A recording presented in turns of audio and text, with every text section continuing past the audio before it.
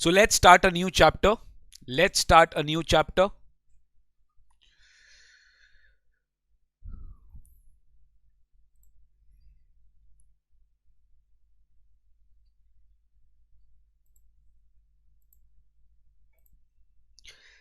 Before starting charge of GST, before starting charge of GST, before charging charge of GST, let me take you through some important relevant definitions, which is chapter number 3. ये जो chapter है ना, इसमें पूरा का पूरा GST law में जितने डेफिनेशंस है वो सारे एक जगह दिए हुए हैं. आपके रेडी रेफरेंस के लिए बहुत इजी होगा. कोई भी वर्ड का मीनिंग आपको नहीं समझ में आ रहा है तो इस चैप्टर को रेफर कर लेना. उस वर्ड का डेफिनेशन इस जीएसटी इस चैप्टर में रहेगा, relevant definitions. So before I officially start the sections, अभी तक तो देखिए ओवरव्यू चल रहा था, एक चार्ट चल रहा था. अब मैं ऑफिशियली आपको पढ़ाने वाला हूं आपका सबसे पहला chapter, charging section of GST, जिसको भी बेसिक्स में कवर कर दिया गया है. जिसको भी बेसिक्स में कवर कर दिया गया है. अभी खाली अपने को एक प्रीलिमिनरी व्यू लेना है, अपने को एक बेसिक ओवरव्यू लेना है और डिटेल्स में थोड़ा जाएंगे. ठीक है ना गाइस? तो चलो sir, are you ready for this relevant definitions? मैं कुछ डेफिनेशंस अभी आपको पढ़ाऊंगा जो कि इंपॉर्टेंट है. ये सारे डेफिनेशंस स्टार्टिंग में अगर क्लियर हो जाए तो बहुत इंपॉर्टेंट है. जैसे गुड्स, जैसे सर्विसेज, बहुत सारे ऐसे डेफिनेशंस है जो आपको पता होना चाहिए, राइट? और ये डेफिनेशंस अगर स्टार्टिंग में क्लियर हो जाएगा ना तो आगे जाके आपके लिए दिक्कत नहीं आएगी. ये डेफिनेशन अगर स्टार्टिंग में क्लियर हो जाएगा तो आगे जाके कोई दिक्कत नहीं आएगी. ठीक है सर? तो चलो स्टार्ट करते हैं. मैं एकदम बेसिक बेसिक फंडा से स्टार्ट करूंगा, बहुत ज्यादा हाई मैं भी आपको लेकर ही नहीं जाने वाला. ठीक है सर? ओके. तो सबसे इंपॉर्टेंट है पहला जो मेरे को लगता है पता होना चाहिए आपको, वो है गुड्स. गुड्स का डेफिनेशन. गुड्स क्या होता है भाई? सप्लाई में तो फिर रिपीट कराऊंगा, अभी भी बता देता हूं गुड्स क्या होता है. अभी खाली सुन लो, समझ लो. Goods means every kind of movable property. कोई भी मूवेबल प्रॉपर्टी गुड्स होता है. कोई भी मूवेबल प्रॉपर्टी गुड्स होता है. लेकिन आपको पढ़ाया गया था मनी एंड सिक्योरिटीज को छोड़कर. खाली समझ लो, मनी एंड सिक्योरिटीज को छोड़कर, मतलब मनी एंड सिक्योरिटीज को छोड़ के कोई भी मूवेबल प्रॉपर्टी गुड्स होता है. मनी एंड सिक्योरिटीज को छोड़ के कोई भी मूवेबल प्रॉपर्टी गुड्स होता है. इसका मतलब इमूवेबल प्रॉपर्टी गुड्स नहीं होता सर? नहीं होता. जैसे लैंड गुड्स नहीं होता. बिल्डिंग गुड्स नहीं होता. टेलीकम्युनिकेशन टावर जो बड़े बड़े रहते हैं गुड्स नहीं होता. समझ में आ रहा है मैं क्या बोल रहा हूं? तो गुड्स मींस कोई भी तरह का मूवेबल प्रॉपर्टी. आपके सराउंडिंग में आप देख लीजिए, जो भी चीज पड़े हैं ना आपके ऑब्जेक्ट्स, वो सारे गुड्स है. मेरे सराउंडिंग में जो भी ऑब्जेक्ट्स पड़े हैं मैं देख पा रहा हूं सारे गुड्स है. तो सब क्या है? गुड्स. तो गुड्स मतलब every kind of movable property, लेकिन किसको छोड़कर? मनी एंड सिक्योरिटीज को छोड़कर. मनी सिक्योरिटीज गुड्स नहीं है. अब मनी में कोई ट्रांजैक्शन कर रहे हो, मैं आपको मनी दिया, आप भी मेरे को मनी दिए, गुड्स नहीं है, एक्सचेंज ऑफ मनी है. सिक्योरिटीज मैं खरीद रहा हूं किसी से भी कंपनी से, सिक्योरिटीज, शेयर, डिबेंचर्स, बॉन्ड्स खरीद रहा हूं, गुड्स नहीं है. तो मनी एंड सिक्योरिटीज गुड्स नहीं है. लेकिन एक्शनेबल क्लेम क्या डिस्कस करेंगे? Growing crops. आज एक लैंड है, सोचिए एक लैंड है, इस लैंड में क्रॉप्स है, कुछ बनाना नहीं है आपको, इस लैंड में क्रॉप्स है, एक एग्रीकल्चरल लैंड है. क्रॉप्स, क्या ये क्रॉप्स गुड्स है? ये जो क्रॉप्स उस लैंड के ऊपर अटैच किया हुआ है, क्या वो गुड्स है? सोचिए. यस सर, वो गुड्स है. कब? Crops, grasses and things which is attached to or forming part of the land which are agreed to be severed before the supply. देखिए गाइस, फाइनल लेवल पे स्पून फीडिंग नहीं चलेगा. आपको मेरे साथ पहले डेफिनेशन पढ़ना पड़ेगा, उसके बाद आपके माइंड में एक फ्रेम पिक्चर क्लियर होगा, फिर मैं कॉन्सेप्चुअल डिस्कशन करूंगा. फाइनल लेवल में पूरा अलग method of study.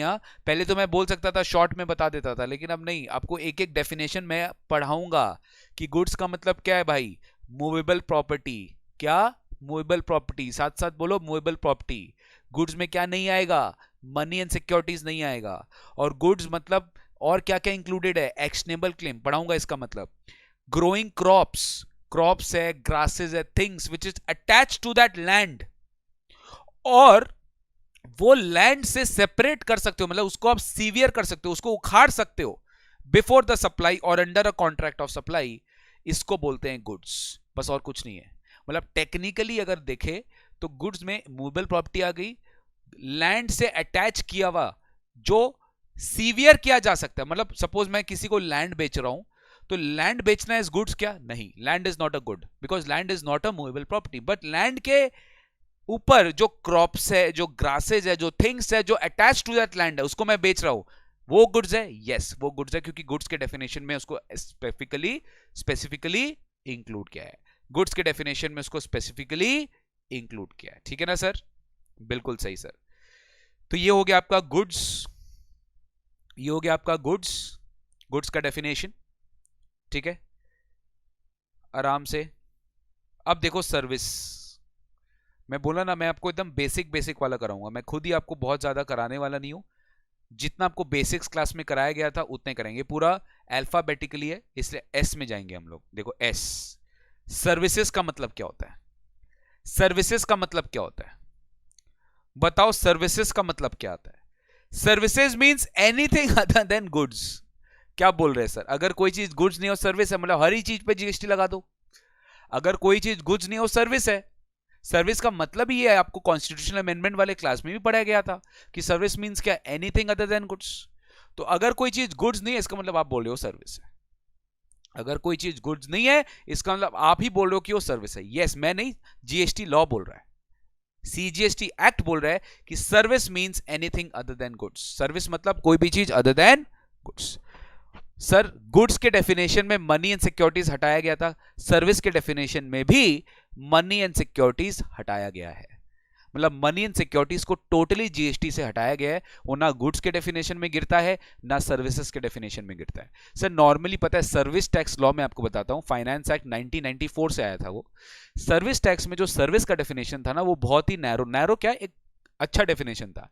Any activity, क्या मैं बोल रहा हूं मेरे साथ साथ, एनी एक्टिविटी करना फॉर अ कंसिडरेशन, एक्टिविटी करना for a consideration which is provided to a service recipient. अगर मैं कोई एक्टिविटी कर रहा हूं फॉर अ कंसिडरेशन, तो वो सर्विस हो गया।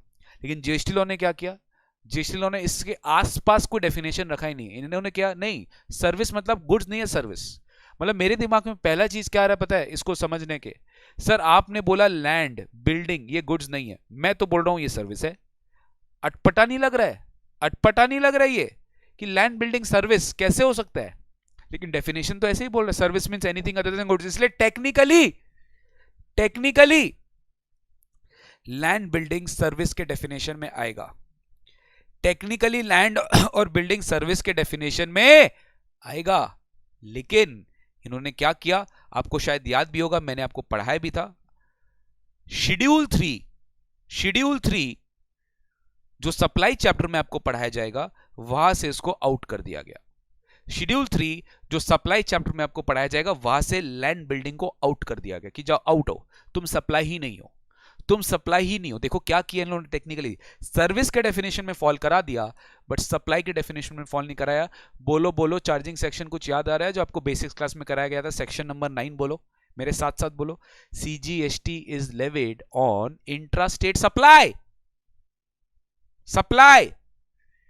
यहीं पे अगर मैंने बोल दिया कि बिल्डिंग को बेचना और लैंड को बेचना सप्लाई नहीं है, तो बात खत्म।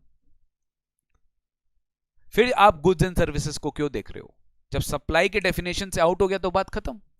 तो गुड्स एंड सर्विस मतलब सर्विस के डेफिनेशन में रख के रखे उनको टेक्निकली, बट जीएसटी लग नहीं रहा। क्यों? क्योंकि सप्लाई से आउट कर दिया है। बात समझे हो? इतना डिटेल में कभी आपको इंटर एग्जीक्यूटिव लेवल पे नहीं पढ़ाया गया था, लेकिन फाइनल लेवल पे पढ़ाना पड़ रहा है कि हर चीज ग्रास रूट लेवल में पढ़ना है। तो service means anything other than goods, money and securities छोड़कर। लेकिन सोचिए मेरा बात का, थोड़ा सा ध्यान सोचिए, एकदम प्रैक्टिकल एग्जांपल ले रहा हूं आपके सामने, और मैंने बेसिक्स में भी इसको इंक्लूड किया था। मान लीजिए मेरे पास मनी है और मैं मनी में ट्रांजैक्शन कर रहा हूं। आप तो बोलेंगे सर वो गुड्स नहीं है, सर्विस नहीं है, लेकिन सुनो मेरा बात। मैं मनी आपको दिया advance, not without any interest. मेरा बात सुनो मैं क्या बोल रहा हूं, नॉट विदाउट एनी इंटरेस्ट। मैंने आपसे इंटरेस्ट चार्ज किया 10%, 1 लाख रुपए दिया, आपसे 10% इंटरेस्ट चार्ज किया। बताइए क्या ये सर्विस है? सर आप बोलेंगे मनी का ट्रांजैक्शन तो सर्विस नहीं है। मुझे बताइए क्या ये सर्विस है? मैंने 10% इंटरेस्ट चार्ज किया, 1,00,000 रुपया मैंने आपको एडवांस दिया और मैंने आपसे 10% इंटरेस्ट चार्ज किया, क्या ये सर्विस है? बताइए सर्विस है भी तो कितना सर्विस है? 1,00,000 सर्विस है कि उसका जो 1,00,000 सर्विस है कि जो 10% हम इंटरेस्ट चार्ज कर रहे हैं वो सर्विस है? मुझे बताइए, बेसिक्स क्लियर होना बहुत जरूरी है। 1,00,000 जो मैंने आपको लोन दिया, क्या वो सर्विस है कि जो 10% इंटरेस्ट मैंने आपसे चार्ज किया वो सर्विस है कि दोनों सर्विस है? कौन सा सर्विस है? सर खाली इंटरेस्ट, खाली इंटरेस्ट, खाली जो इंटरेस्ट पार्ट है वही सर्विस है। तो अगर मैं आपको लॉ के टर्म्स में बताऊं, क्या मैं ऐसे बोल सकता हूं कि I have given you, I am doing certain activity which is use of money, I am giving you something for use of money, for which I am charging you a separate consideration which is interest, for which I am charging you a separate interest which is consideration which is interest. तो interest service है, interest service है।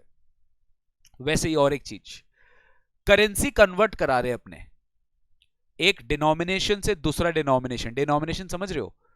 Denomination समझ रहे हो? Denomination समझ रहे हो?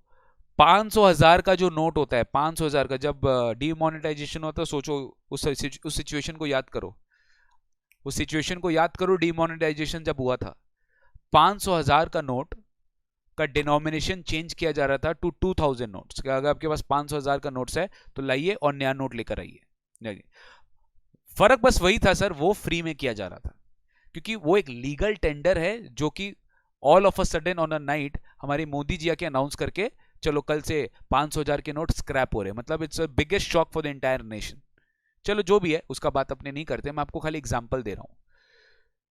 अगर सोचिए आपको डिनोमिनेशन चेंज करना है, सपोज कोई जनरली फंक्शंस में होता है, जो मैंने आपको एग्जांपल भी लिया था कि आपको 2,000 का नोट्स चाहिए, मेरा बात सुना, आपको 2,000 का नोट्स चाहिए, या सॉरी आपको 500 का नोट्स चाहिए, न्यू वाला, और आपके पास 2,000 का, आपको खुला चाहिए, मतलब चेंज चाहिए। तो आप क्या करते हो? करेंसी एक्सचेंजर के पास जाते हो जो आपका करेंसी डिनोमिनेशन जो है चेंज करके दे देता है। फ्री में करेगा क्या वो कि ये लो 1,00,000 रुपए का 2,000 का नोट तुम ले लो और 1,00,000 रुपए का 500 का नोट हमें दे दो? फ्री में करेगा क्या वो? ये ट्रांजैक्शन तो मनी का है, तो उसका धंधा ही है वो कर रहा, उसका बिजनेस है वो कर रहा कि वो न्यू करेंसी नोट्स आरबीआई से लेके आपसे एक्सचेंज में ओल्ड नोट लेता है, फिर वो आरबीआई के पास जाता है, ओल्ड नोट से न्यू नोट एक्सचेंज करा लेता है, उसका धंधा ही है ये करना। तो वो आपसे जो एक्स्ट्रा कमीशन चार्ज करेगा ना, दैट इज ओनली सर्विस। वो आपसे जो एक्स्ट्रा कमीशन चार्ज करेगा खाली वो ही क्या होगा? सर्विस होगा। समझ में आ रहा है? और एक एग्जांपल, आपको यूएस जाना है, डॉलर लेके जाओगे कि गांधी जी को लेके जाओगे? गांधी जी को तो कोई जानता ही नहीं है वहां पे, हाँ जानते हैं महात्मा है, बट जब पैसा लेने के बारे में आएगा तो they will not accept the Indian currency. वहां पे तो गांधी जी चलेंगे नहीं, गांधी जी तो बापू तो हमारा देश में ही चलेगा। तो आप जाओगे किसके पास? आरबीआई के पास जाओगे, आरबीआई के पास जाओगे, बैंक के पास जाओगे, या कोई करेंसी एक्सचेंजर के पास जाओगे जिसको आरबीआई ने लाइसेंस देके रखी है कि जा तुम फॉरेन करेंसी रख सकता। आपको ये भी पढ़ाया जाएगा, आई थिंक फेमा एक्ट आपके सिलेबस में होगा, जहां पे आपको पढ़ाया जाएगा कि boss you are not allowed to hold foreign currency above a certain value as per FEMA act. एक ऑथोराइज डीलर ही हो सकता है जो फॉरेन करेंसी होल्ड कर सकता है, जिनका बिजनेस ही है करेंसी एक्सचेंज। तो मैं डॉलर मुझे चाहिए तो मैं रुपया दे दिया 1,00,000 रुपए का और मेरे को 1,00,000 इक्विवेलेंट डॉलर मिल गया, तो क्या फ्री में हो जाएगा क्या? एक्सचेंज रेट मल्टीप्लाई करके फ्री में? नहीं सर, कुछ एक्सचेंज चार्जेस लगेंगे, कुछ एक्सचेंज चार्जेस लगेंगे। अब जो एक्सचेंज चार्जेस लगेंगे इसी को अपने जो प्रीमियम बोलते हैं, that is a service, that is a service. तो देखो मैंने बात क्या किया, सब मनी का बात किया, लेकिन हर मनी ट्रांजैक्शन में कुछ सेपरेट चार्ज किया जा रहा है, उसी सेपरेट को अपने बोलते हैं सर्विस, और यही वो सर्विस के डेफिनेशन में है, यही वो सर्विस के डेफिनेशन में है। ठीक है, तो लो देखते हैं। Service means anything other than goods, money and securities, but includes activities relating to the use of money or its देखिए use of money पहला पॉइंट हो गया, use of money or its conversion by cash or by any other mode from one form currency or denomination to another form currency or denomination, मतलब एक form से दूसरा form में change हो रहा है, एक करेंसी में दूसरा करेंसी में चेंज हो रहा है, एक डिनोमिनेशन से दूसरा डिनोमिनेशन में चेंज हो रहा है, for which a separate consideration is charge. भाई मेरे यही सबसे बड़ा इंपॉर्टेंट है, सेपरेट कंसिडरेशन चार्ज होना चाहिए, तभी जाकर आपका वो सेपरेट जो अमाउंट है उसको आप सर्विस बोल सकते हो, वरना नहीं बोल सकते। अब जब ये चीज आए ना तो आपको विश्वास नहीं होगा गाइस, मैं आपको स्टार्टिंग से बता रहा हूं, इस डेफिनेशन में इन्होंने सिक्योरिटीज का कुछ क्लैरिफाई नहीं किया। सिक्योरिटीज, अब सिक्योरिटीज का मैं एक सिंपल उदाहरण आपको देता हूं।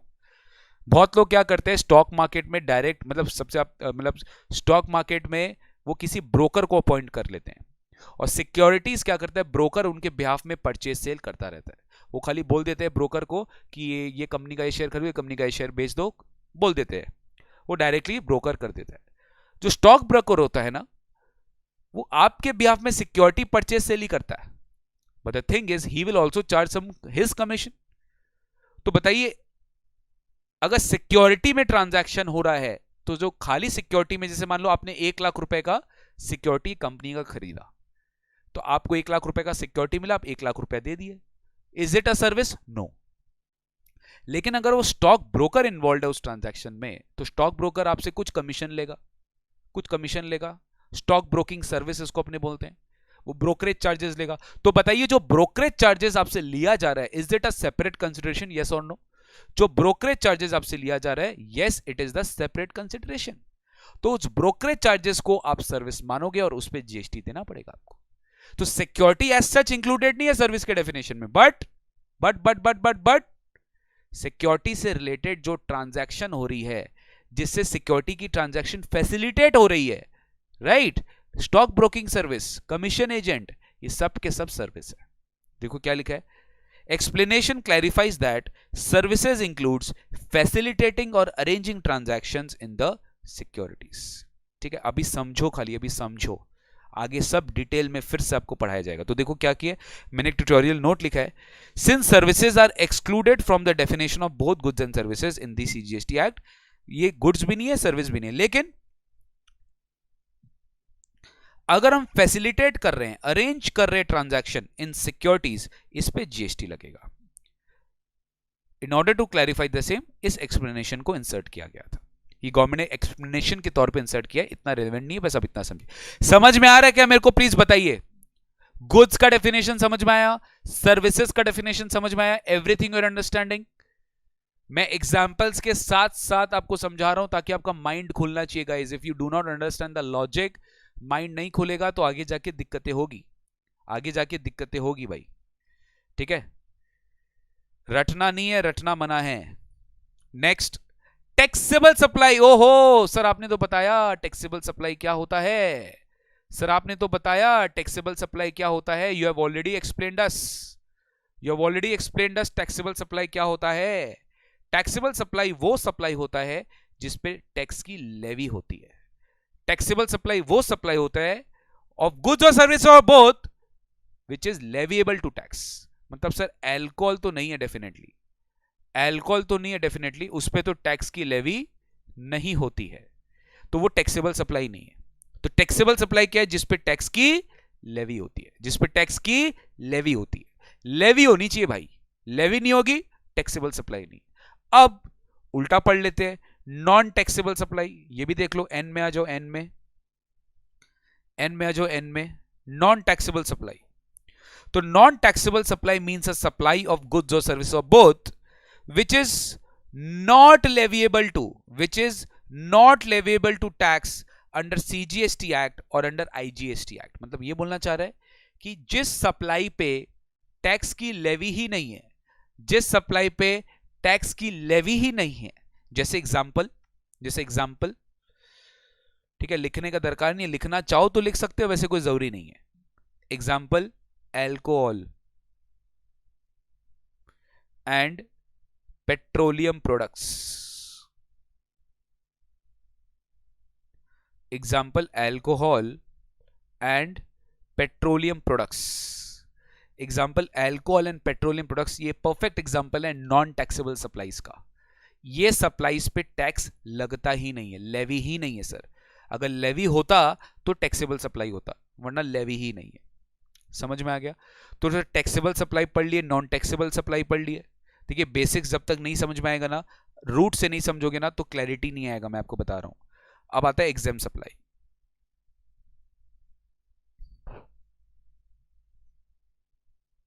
Very important, very important. Exempt supply very important guys. Exempt supply मतलब क्या? याद है मैंने आपको इंटर लेवल पे भी पढ़ाया था और बेसिक्स लेवल पे भी पढ़ाया था, फिर से पढ़ा रहा हूं। एग्जाम सप्लाई में 3 तरह के सप्लाईज आते हैं। एग्जाम सप्लाई में 3 तरह के सप्लाईज आते हैं। पहला जो सप्लाई होता है उसको बोलते हैं nil rate of tax. Rate nil है, मतलब रेट इज 0%।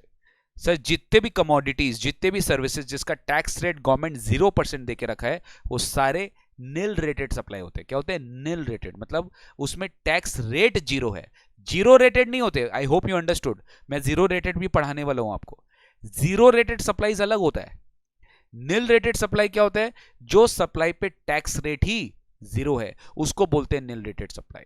जो टैक्स पे जो कमोडिटीज पे, सर्विसेज पे टैक्स रेट ही 0 है उसको अपने बोलते हैं नील रेटेड सप्लाई। या फिर कोई सप्लाई जो कि फुल्ली एग्जेम्प्ट है फ्रॉम टैक्स। कोई सप्लाई जो कि फुल्ली एग्जेम्प्ट है from tax under section 11। Under section 11। अब 11 क्या चीज का? 11 क्या चीज का? ऑब्वियसली सीजीएसटी एक्ट का। 11 क्या चीज का? ऑब्वियसली सीजीएसटी एक्ट का। सेक्शन 11 में एग्जेम्पशंस दिया हुआ है। बहुत सारे प्रोडक्ट्स पे, बहुत सारे सप्लाईज पे गवर्नमेंट टैक्स कलेक्ट नहीं कर रहा। लेवी है, देखिए लेवी है, बट कलेक्ट नहीं कर रहा। तो अगर कलेक्ट नहीं कर रहा, उसको माफ करके रखा है एक टेम्पररी पीरियड तक, उसको एग्जेम्प्ट करके रखा है। तो गवर्नमेंट नोटिफिकेशन से, आपको एग्जेम्पशन चैप्टर में हम पढ़ाएंगे कि गवर्नमेंट नोटिफिकेशन से कौन कौन से सर्विसेज को एग्जेम्प्ट करके रखा है। गुड्स तो आपके सिलेबस में नहीं है, बट सर्विसेज आपके सिलेबस में है। सर्विसेज जानना पड़ेगा कौन कौन से सर्विसेज में जीएसटी का एग्जेम्पशन है। जैसे एजुकेशनल सर्विसेज हो गई, बेसिक सर्विसेज हो गई, कोचिंग की कुछ एरियाज में अगर आप कोचिंग लिखते हो, आपका कोचिंग नहीं, आपका जो कोचिंग है, जो स्टडी वाली कोचिंग है, उसमें जीएसटी लगता है, ठीक है। बट जो कोचिंग आर्ट्स, कल्चर, स्पोर्ट्स ये सब में होता है ना, उसमें जीएसटी नहीं लगता, ठीक है। बहुत सारे स्पोर्ट्स के सर्विस है, बहुत सारे स्किल बेस्ड सर्विसेज है, बहुत सारे non profit seeking charitable services है। तो ये सारे सर्विसेज पे गवर्नमेंट जीएसटी नहीं लगाती। तो हम पढ़ेंगे कि गवर्नमेंट उसको एग्जेम्प्ट करके रखा है। कौन सा सेक्शन है उसको बताओ गाइस। ये सेक्शन नंबर लर्न करना बहुत जरूरी। Section number 11। सेक्शन नंबर 11 में गवर्नमेंट उसको एग्जेम्प्ट करके रखा है अंडर सेक्शन 11। और under section 6 of IGST act. Guys जैसी सेक्शन 11 है ना सीजीएसटी एक्ट का, वैसे आईजीएसटी एक्ट में भी तो एग्जेम्पशन होगा ना। क्यों बताओ? क्योंकि सीजीएसटी एक्ट खाली इंट्रा स्टेट सप्लाई को एग्जेम्प्ट करता है, तो इंटर को भी तो एग्जेम्प्ट करना पड़ेगा ना। वही चीज अगर 2 स्टेट के बीच में हो रहा है तो एग्जेम्प्ट नहीं होगा, तो भी तो एग्जेम्प्ट होगा। तो एग्जेम्पशन कहां मेंशन्ड है? आईजीएसटी एक्ट के सेक्शन नंबर 6 में, और सीजीएसटी के एक्ट के सेक्शन नंबर 11 में। वो भी क्या है? एग्जेम्प्ट सप्लाई है। वो भी क्या है? एग्जेम्प्ट सप्लाई है। तो nil rate of tax exempt supply हो गया, wholly exempt from tax exempt supply हो गया। और मजे की बात ये आई कि एग्जेम्प्ट सप्लाई में इन्होंने नॉन टैक्सेबल सप्लाई को भी ऐड कर दिया। मतलब सर नॉन टैक्सेबल सप्लाई अगर ये है तो एग्जेम्प्ट सप्लाई ये है। इतना बड़ा है, इतना बड़ा एग्जाम सप्लाई। तो नॉन टैक्सेबल सप्लाई यानी वो भी एग्जाम सप्लाई का ही पार्ट बनता है। इसका कारण आपको आगे समझ में आएगा, अभी नहीं समझ में आएगा, और अभी बोल के भी फायदा नहीं है। तो exam supplies, I hope you understood. जिस सप्लाईज पे टैक्स रेट नील है, जिस सप्लाईज पे आपको एग्जेम्पशन मिल के रखा है, जिस सप्लाईज पे non taxable supply tax levy नहीं होता, उस सब के सब क्या है? Exempt supply. तो तीनों आपने पढ़ लिए, टैक्सेबल, एग्जेम्प्ट और नॉन टैक्सेबल। लास्ट में आ जाइए जीरो रेटेड। लास्ट में आ जाइए zero rated supply, very very important. Last में आ जाइए zero rated supply, very very important, ठीक है। ये आगे जाके डिटेल में डिस्कस होगा, लेकिन जो मेन चीज है जीरो रेटेड का, वो स्टूडेंट को कंफ्यूजन होता है, वो एग्जाम सप्लाई से कंफ्यूज हो जाता है, जो मैं फर्स्ट क्लास में क्लियर कर देता हूं। जीरो रेटेड मतलब rate is not zero, supply is zero rated. Supply is zero rated.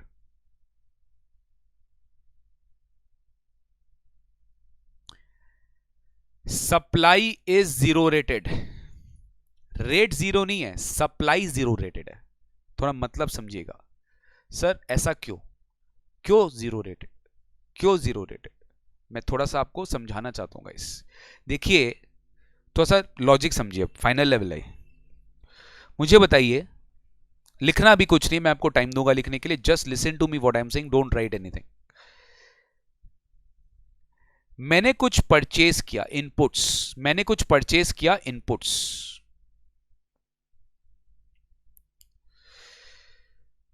उस इनपुट से मैंने एक आउटपुट बनाया, उस इनपुट से मैंने एक आउटपुट बनाया।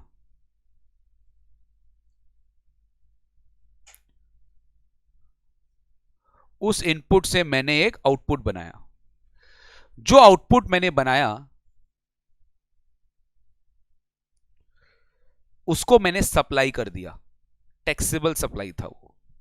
जो आउटपुट मैंने बनाया उसको मैंने सप्लाई कर दिया, टैक्सेबल सप्लाई था वो।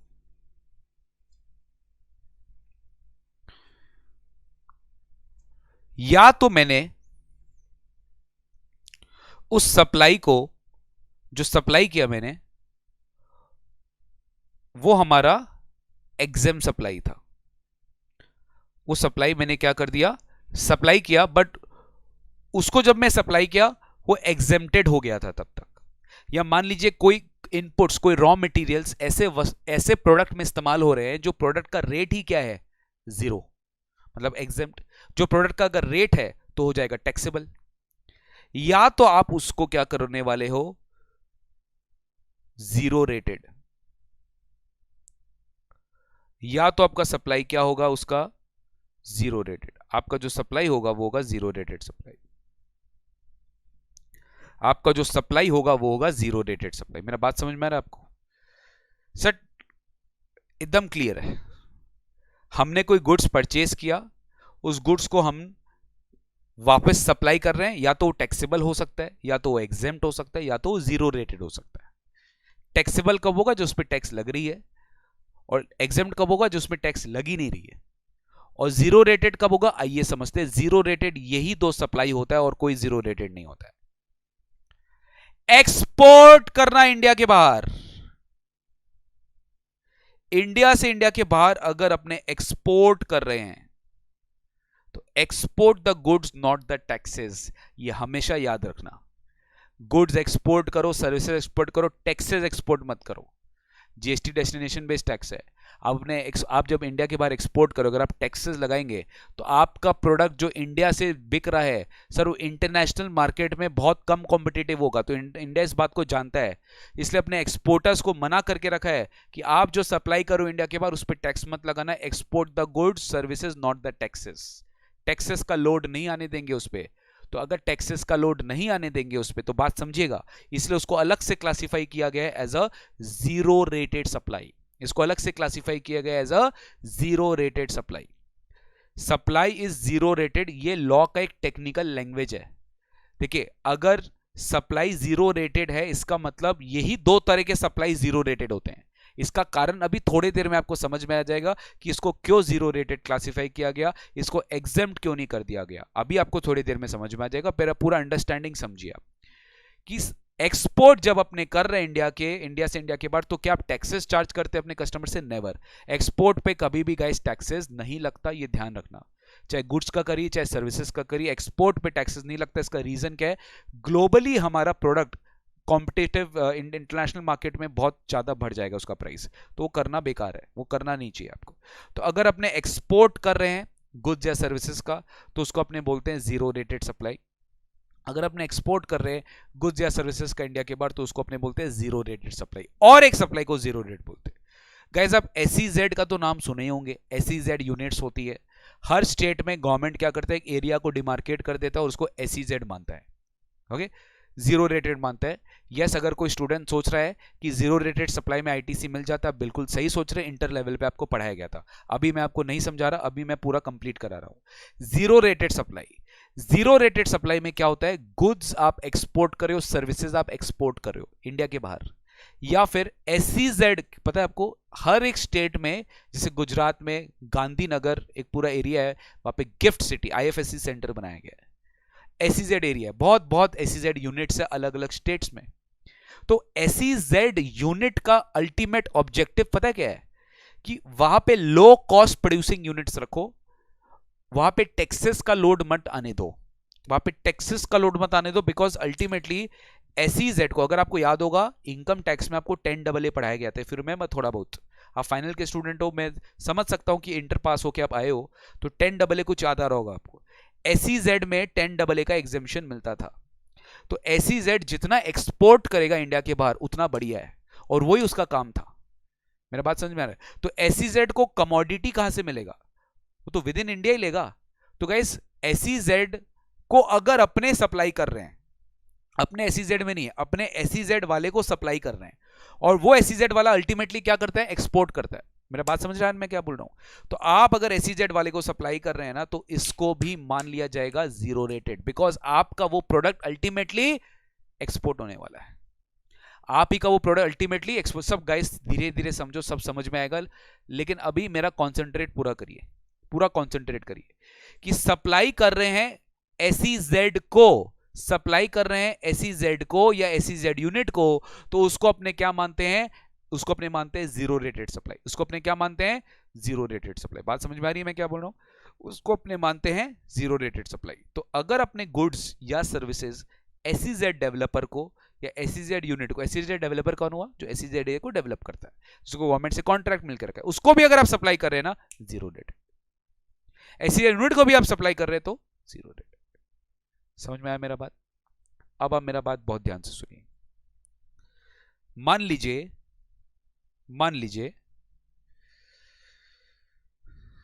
एकदम, मैं अभी कॉपी करने आपको नहीं बोल रहा हूं, पहले मेरा बात ध्यान से सुन लेना। इनपुट मैंने 100 रुपया में खरीदा, मेरा उसमें जीएसटी लग गया था 20 रुपीज, टोटल मेरा 120 मैंने पेमेंट कर दिया इनपुट स्टेज पे। अब इसी को मैं गुड्स टैक्सेबल सप्लाई कर रहा हूं, इसी को मैं टैक्सेबल सप्लाई कर रहा हूं, इसी को मैं टैक्सेबल सप्लाई कर रहा हूं, और टैक्सेबल सप्लाई कितना में कर रहा हूं पता है?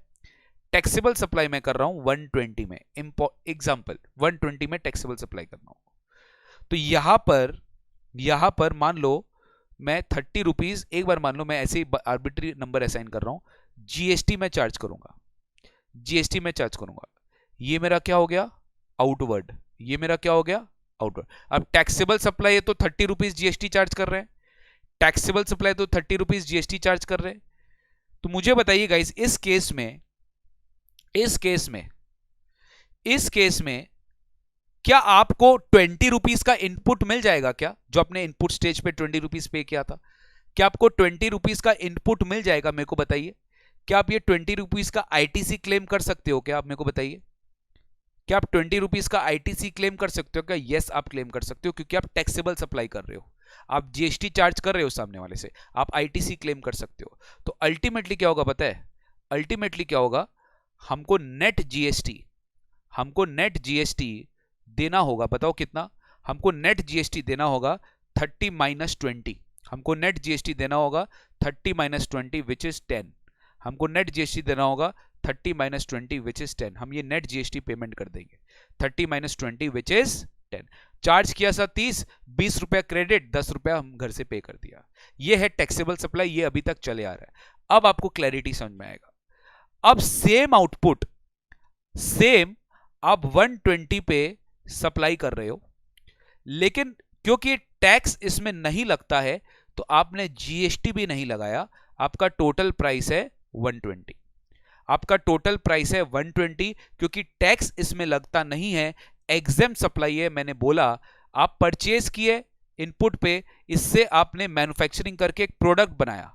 अब वो जो प्रोडक्ट, जैसे मान लीजिए जूता बेचा, बट जूता बनाने के लिए रॉ मटेरियल लगा ना, तो उस रॉ मटेरियल पे टैक्स लगा है, जो आपने खरीदा है 20 रुपया टैक्स। तो बताइए ये जो प्रोडक्ट आप फाइनली बेचोगे, जो एग्जेम्प्ट होगा, क्या इसमें आपको, आप चार्ज किए, कुछ नहीं चार्ज किए, तो बताइए मेरे को गाइस, बताइए क्या आपको 20 रुपया का आईटीसी मिलेगा?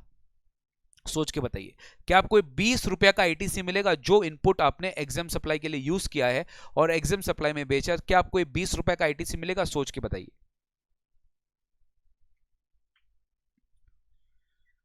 Will you get this 20 rupees ITC? Sir कैसे मिलेगा, आपने तो कुछ चार्ज ही नहीं किया। ये 20 रुपया का आईटीसी करके करेंगे क्या आप? गवर्नमेंट आपको वापस थोड़ी ना करेगा। तो आपको नो आईटीसी, नो आईटीसी, यही समझाना चाह रहा था मैं। No ITC of 20। आप क्रेडिट क्लेम ही नहीं कर सकते, 20 रुपए आपका कॉस्ट है, क्योंकि आप सप्लाई जो कर रहे हो, गवर्नमेंट सिंपल बोलता है भैया तुम चार्ज करोगे सामने तो इनपुट लो वरना मत लो, तुम चार्ज करोगे सामने इनपुट लो वरना मत लो, तुम चार्ज ही नहीं कर रहे हो तो इनपुट भी नहीं मिलेगा तुम्हें। तो क्रेडिट तभी मिलता है जब सामने सप्लाई टैक्सेबल होता है। समझ में आ गया? Now the problem is what about exports? Sir थोड़ा सा ध्यान लगाइएगा, थोड़ा सा ध्यान लगाइए। एक्सपोर्ट क्या हो गया? सेम चीज मैं एक्सपोर्ट कर रहा हूं 120 रुपया में, मैं एक्सपोर्ट कर रहा हूं, जीरो रेटेड मतलब आप समझे, मैं एक्सपोर्ट कर रहा हूं। अब सोचिए ये सप्लायर जो एक्सपोर्ट कर रहा है इंडिया के बाहर, अगर आप इसको 20 रुपए का क्रेडिट नहीं देंगे तो इसके लिए कॉस्ट क्या हो गया? 120। तो 120 में तो बेच नहीं पाएगा, ये तो ज्यादा में बेचेगा। बात समझ, मैं एकदम एक प्लेन एग्जांपल दे रहा हूं, नंबर्स पे मत जाना, नंबर्स पे मत जाना। मैं बात समझ में आ रहा है मैं क्या बोल रहा हूं? तो ये अब क्या करेगा पता है, ये देख रहा है यार मेरा कॉस्ट ही लग गया 120, मेरे को तो क्रेडिट ही नहीं मिलेगा, मेरे को क्रेडिट ही मिला, मेरे को 120, ओ माय गॉड, मेरे को तो थोड़ा मार्जिन चाहिए, मैं 140 में बेचूंगा, उसका बिकेगा ही नहीं 140 में। चाइना बैठा है, फ्रांस बैठा है, कनाडा बैठा है, यूएस बैठा है कम प्राइस पे देने के लिए, वो लोग से खरीदा जाएगा। इंडिया वाला जो बोलेगा यार हमारा गवर्नमेंट इतना टैक्सेस लोड कर दिया है, मैं क्या करूं, मेरे को कहीं ना कहीं से तो रिकवर करना पड़ेगा, मेरा प्राइस बढ़ जाएगा।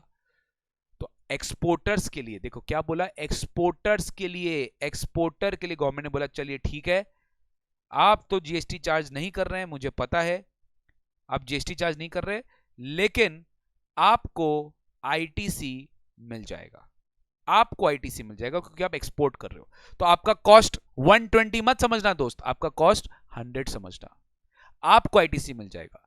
तो जीरो रेटेड सप्लाई में क्रेडिट मिलता है, एग्जाम सप्लाई में क्रेडिट नहीं मिलता, यह फर्क है, very very important.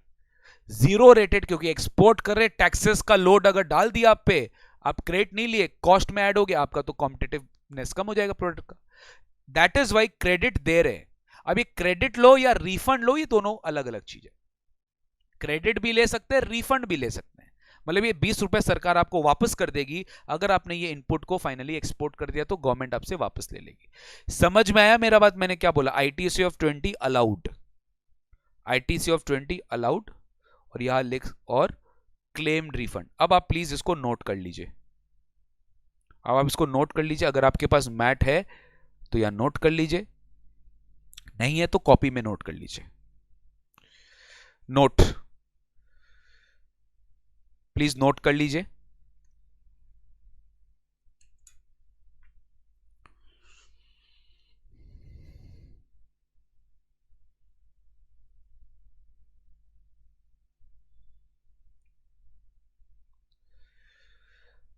Government is not getting any taxes from zero rated supply, और गवर्नमेंट को टैक्स लेना भी नहीं है।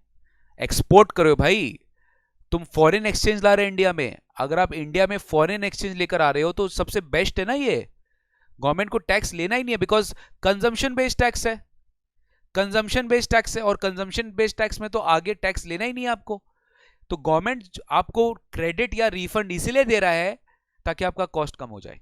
आप लोड मत कर देना exporter, because zero rated supply कर रहे हो, आप प्राइस में लोड कर दोगे अगर आपको क्रेडिट नहीं दिया, रिफंड नहीं दिए, इसलिए गवर्नमेंट क्रेडिट रिफंड दे देता है एक्सपोर्ट के केस में।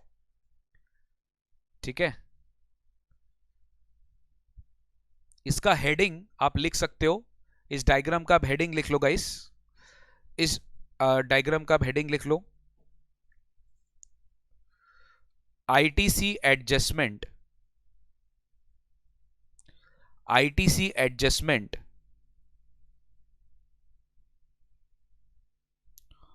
on outward supplies, ITC adjustment on outward supplies, ITC adjustment on outward supplies,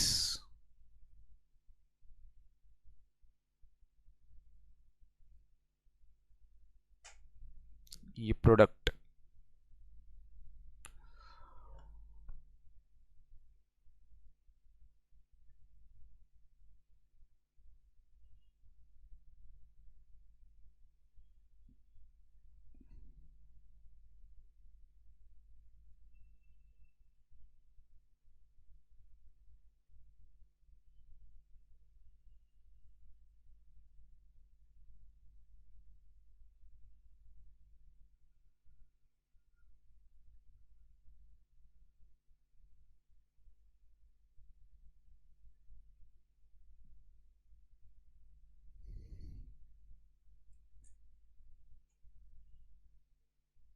तो टैक्सेबल सप्लाई में क्रेडिट मिल गया, एग्जेम्प्ट में नहीं मिला, जीरो रेटेड में भी मिल जाएगा, और जीरो रेटेड में तो रिफंड भी मिल जाएगा। देखिए टैक्सेबल सप्लाई में कभी रिफंड नहीं मिलते, ध्यान रखिएगा। आईटीसी का कभी भी रिफंड नहीं मिलेगा आपको यहाँ पे, नो रिफंड। आईटीसी का रिफंड खाली एक ही केस में मिलेगा, आगे पढ़ा दिया जाएगा आपको, जीरो रेटेड सप्लाई में। आईटीसी का रिफंड आपको खाली जीरो रेटेड सप्लाई में ही मिल जाएगा। मैं इसको ठीक से लिख देता हूं, आईटीसी का रिफंड आपको जीरो रेटेड सप्लाई में भी मिल जाएगा।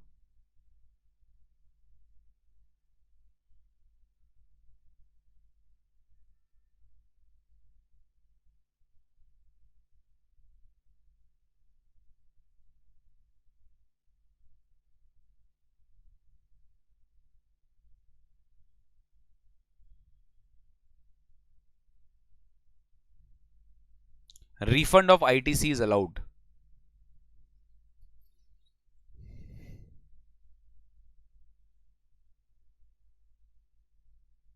ठीक है,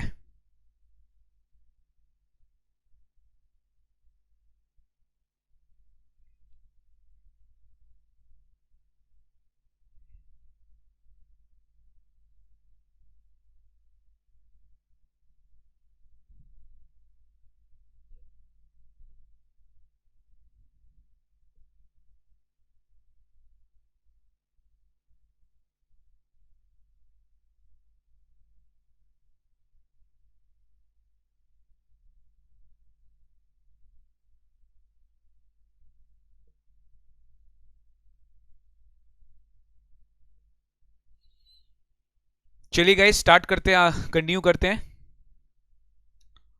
कंटिन्यू करते हैं।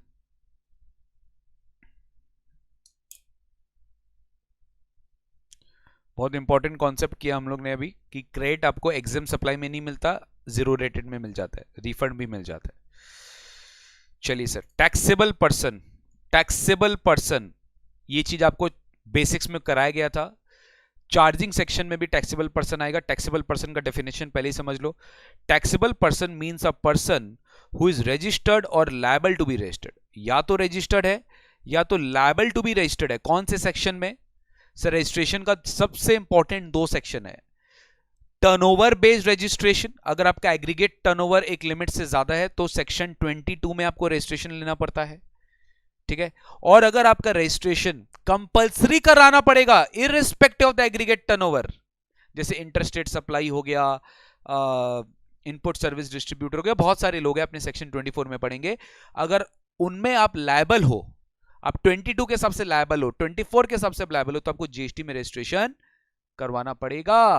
और अगर करवाना पड़ेगा, नहीं भी करवाया तो भी आप टैक्सेबल पर्सन हो, तो भी आप टैक्सेबल पर्सन हो। तो टैक्सेबल पर्सन मतलब वो पर्सन जो जीएसटी में रजिस्टर्ड है या लायबल टू बी रजिस्टर्ड है। ये क्लियर है, ये आपको बेसिक्स में भी पढ़ा दिया गया था, अभी भी मैं फिर रिपीट करा रहा हूं।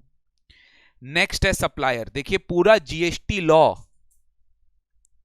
पूरा जीएसटी लॉ इनके आसपास ही घूमता रहेगा।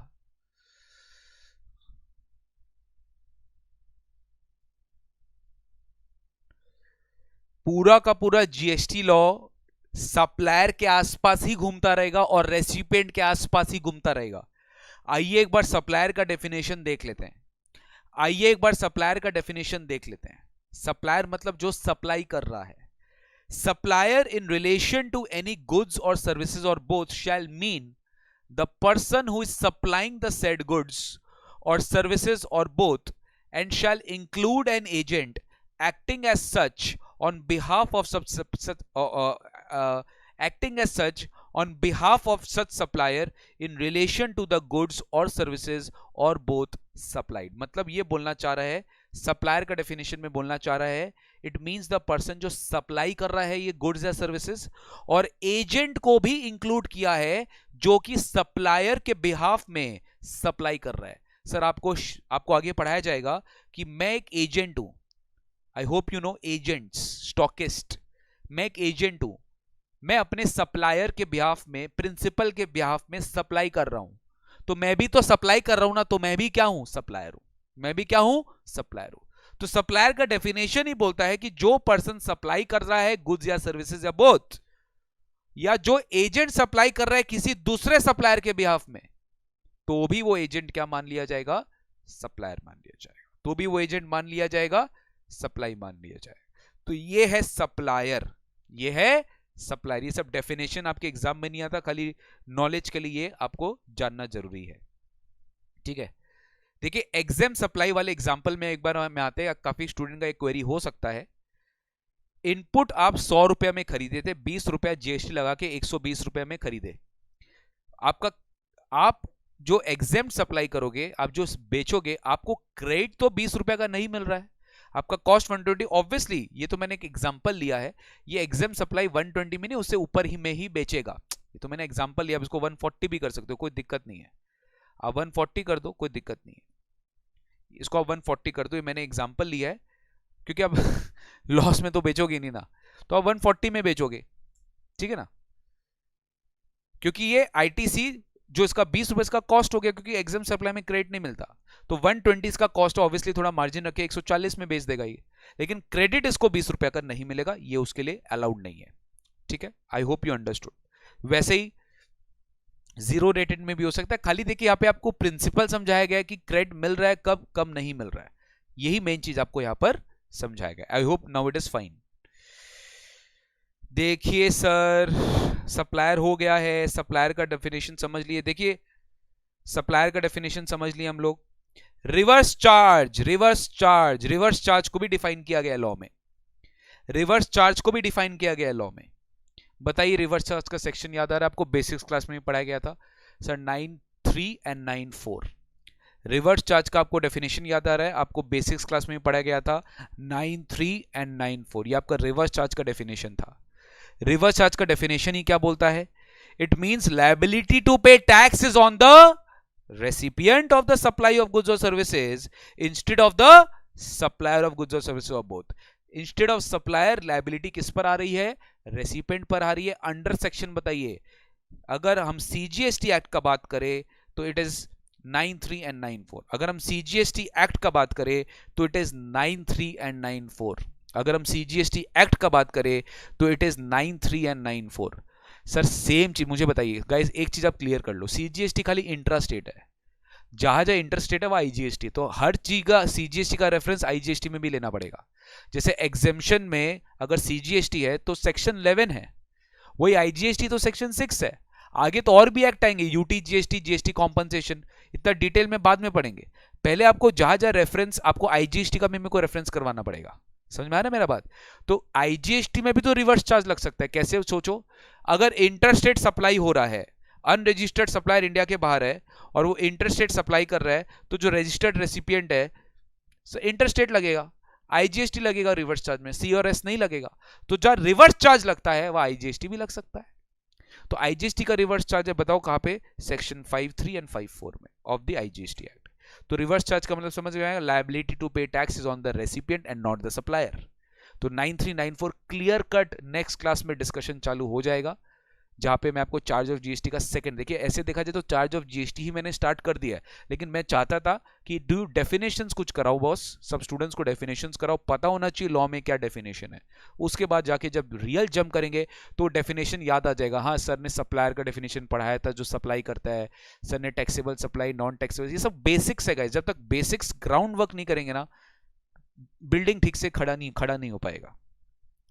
तो रिवर्स चार्ज आप समझ गए। जैसे 9.3 9.4, अच्छा 5.3 5.4 में कंफ्यूज मत होना, आगे आपको बता देगा, पूरा डिट्टो सेम है। जो 9.3 ने बोला है सीजीएसटी एक्ट में, वही 5.3 ने बोला आईजीएसटी एक्ट में। जो 9.4 ने बोला है सीजीएसटी एक्ट में, वही 5.4 में ने बोला है आईजीएसटी एक्ट में। कोई फर्क नहीं है, एक का इंट्रा और एक का इंटर, और कोई फर्क नहीं है। ठीक है ना सर? ओके।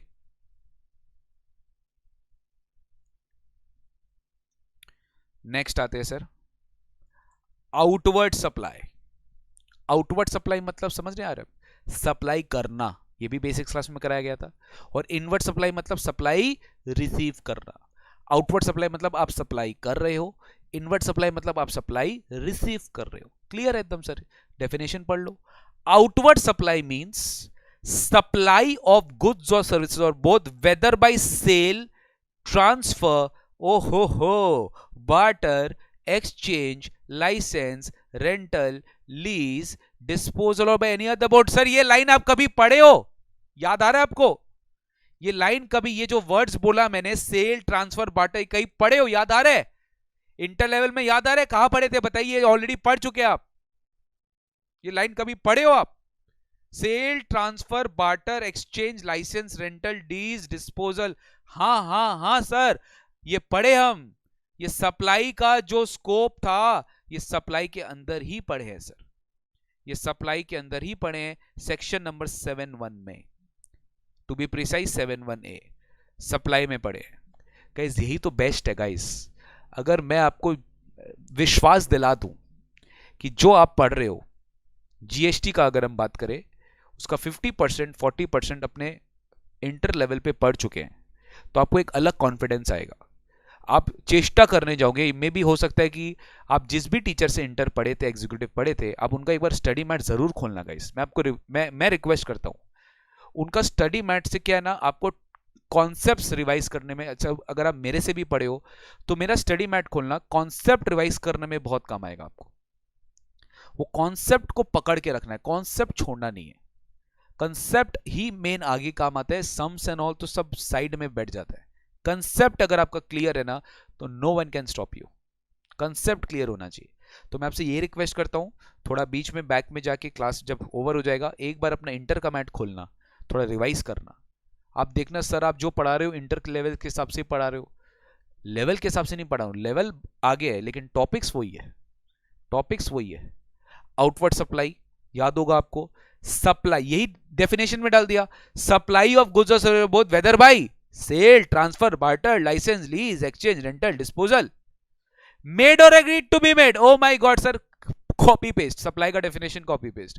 मेड और एग्रीड टू बी मेड मतलब हम आज आपको सेल कर रहे हैं, सेल किया नहीं है, एग्री कर दिया कि मैं सेल करूंगा, एग्री कर दिया कि ट्रांसफर करूंगा, एग्री कर दिया कि बार्टर करूंगा, एक्सचेंज करूंगा, एग्री कर दिया तुम, सप्लाई हो गया। एग्री कर दिया आप, सप्लाई हो गया। एग्रीमेंट हो गया, सप्लाई हो गया। एक्चुअली हुआ नहीं, फर्क नहीं पड़ता। मेड और एग्री टू बी मेड, अगर आप एग्री कर दिए तो सप्लाई हो गया मेरे दोस्त। Bye such person in the course और फर्दरेंस ऑफ बिजनेस। बोलो क्या ये याद नहीं है? बिजनेस के कोर्स में, बिजनेस के कोर्स में, बिजनेस ट्रांजैक्शन है सर, बिजनेस ट्रांजैक्शन है, कमर्शियल ट्रांजैक्शन है, बिजनेस के विद इन ही होना चाहिए, तभी उसको बोलते हैं आउटवर्ड सप्लाई, तभी उसको बोलते हैं आउटवर्ड सप्लाई। तो यहां पे बहुत डेंजर है भाई, डेंजर। सप्लाई का ही डेफिनेशन उतार दिया है इसमें, कि सप्लाई का ही उतार दिया। देखिए काफी स्टूडेंट लोग सोचते भी होंगे कि सर क्या जीएसटी में अमेंडमेंट्स नहीं, अमेंडमेंट्स है, लेकिन बेसिक्स लेवल पे कभी अमेंडमेंट नहीं आता। अगर आप मेरे से पूछोगे, बहुत सारे चैप्टर्स है जो अभी भी अनचेंज्ड रहते हैं। कॉम्पोजिशन स्कीम में पहले आता था, अब एकदम स्ट्रीमलाइन हो गया है। सप्लाई हो गया, ओवरव्यू हो गया, आईटीसी हो गया, ये सब चैप्टर पे ज्यादा अमेंडमेंट नहीं आता, अमेंडमेंट हायर लेवल्स पे आता है, ठीक है। तो ये सब चीज तो नॉर्मल है, मतलब अमेंडमेंट्स आता है ना के बराबर, नोटिफिकेशंस आता है, सर्कुलर्स आता है, तो वो बात अलग है, ठीक है ना।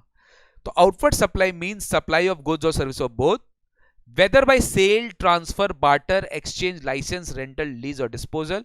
जो आप कर रहे हो, एग्री कर रहे हो, मतलब सर एक बात मेरे को बताइए, थोड़ा क्लैरिटी दीजिए। मैं आज आपसे एडवांस ले लिया और अग्री कर दिया कि मैं आपको ये सप्लाई करूंगा, एडवांस ले लिया सर, जीएसटी लग जाएगा, सप्लाई हो गया है। सप्लाई के चैप्टर में भी पढ़ा दूंगा, जीएसटी लग जाएगा, सप्लाई हो गया है, जीएसटी लग जाएगा, सप्लाई हो गया मेरे दोस्त, जीएसटी लग जाएगा, क्योंकि एग्री कर दिया आपने। अगर आप एग्री भी कर दिए या मेड कर दिए, एग्री कर दिए, जीएसटी लग जाएगा, जीएसटी लग जाएगा। तो ये हो गया अपना आउटवर्ड सप्लाई, ये हो गया अपना आउटवर्ड सप्लाई। वैसे देखो इनवर्ड सप्लाई पर दिखा देता हूं। इनवर्ड सप्लाई तो कुछ नहीं है, सिंपल है। आउटवर्ड सप्लाई सप्लाई करना, इनवर्ड सप्लाई सप्लाई रिसीव करना, और क्या। Inward supply means receipt of goods और सर्विसेज, चाहे आप परचेज करो, चाहे आप एक्वायर करो, या कोई भी मींस में आपके पास आ गया है, इवन विदाउट कंसिडरेशन, मतलब फ्री में, फ्री में, फ्री फ्री फ्री फ्री में कुछ मिलना उसको भी इनवर्ट सप्लाई बोलते हैं। आना चाहिए, गुड्स आना चाहिए आपके पास, सर्विसेज आना चाहिए आपके पास। आपको फ्री में मिल रहा है कोई दिक्कत नहीं, आपने कंसिडरेशन नहीं दिया कोई दिक्कत नहीं। इनवर्ट सप्लाई मतलब आपको गुड्स सर्विसेज मिल गया, चाहे आपने खरीदा हो, चाहे आपने एक्वायर किया हो, या कोई भी मीन से विद और विदाउट कंसिडरेशन। इसका रेलिवेंस अपने इनपुट वाले चैप्टर में, टैक्स क्रेडिट वाले चैप्टर में पढ़ेंगे, अभी नहीं। तो ये हुआ अपना इनवर्ट सप्लाई, ये हुआ अपना इनवर्ट सप्लाई। तो आउटवर्ड सप्लाई हुआ सप्लाई करना, इनवर्ट सप्लाई हुआ सप्लाई रिसीव करना, चाहे विद और without consideration. Now guys, inward supply में जो टैक्स लगता है उसको बोलते हैं इनपुट टैक्स। इनवर्ट सप्लाई में जो टैक्स लगता है उसको बोलते हैं input tax. Very very important, very very important. Input tax very very important. तो input tax means CGST, SGST, IGST और UTGST which is charged on any supply of goods or services or both made to him। आपको जो भी supply किया गया, आपसे जो भी टैक्सेस, चाहे वो सीजीएसटी हो, चाहे वो एसजीएसटी हो, चाहे वो यूटीजीएसटी हो, चाहे वो आईजीएसटी हो, आपसे जो चार्ज किया गया वो आपके लिए क्या है? Input tax. यानी आपका इनपुट पे टैक्स, आपका इनपुट पे टैक्स। अब ये डेफिनेशन कौन से सेक्शन में पढ़ रहे हैं हम लोग? CGST act. तो आपसे अगर एसजीएसटी भी चार्ज किया जाएगा, आपसे यूटीजीएसटी भी चार्ज किया जाएगा, आपसे आईजीएसटी भी चार्ज किया जाएगा, सब आपका इनपुट टैक्स है, इनपुट टैक्स। बात समझ में आ रहा है मैं क्या बोल रहा हूं? अब बताइए, अगर आप इंडिया में कोई गुड्स इंपोर्ट किए, मेरा बात बहुत ध्यान से, आप इंडिया में कोई गुड्स इंपोर्ट किए, एकदम बेसिक्स चल रहा है, आप इंडिया में कोई गुड्स इंपोर्ट किए, कौन टैक्स देगा? रेसिपिएंट देगा कि सप्लायर देगा? आप इंडिया में गुड्स इंपोर्ट किए, आप हो रेसिपिएंट, आप इंपोर्ट किए, टैक्स कौन देगा? कौन सा टैक्स देगा? रेसिपिएंट देगा कि सप्लायर देगा? सर रेसिपिएंट देगा, ऑफ कोर्स रेसिपिएंट देगा। आईजीएसटी लगेगा, आपने ही पढ़ाया है। तो मुझे बताइए, जो आईजीएसटी में पे कर रहा हूं, क्या वो मेरे पे चार्ज किया गया किसी सप्लायर ने?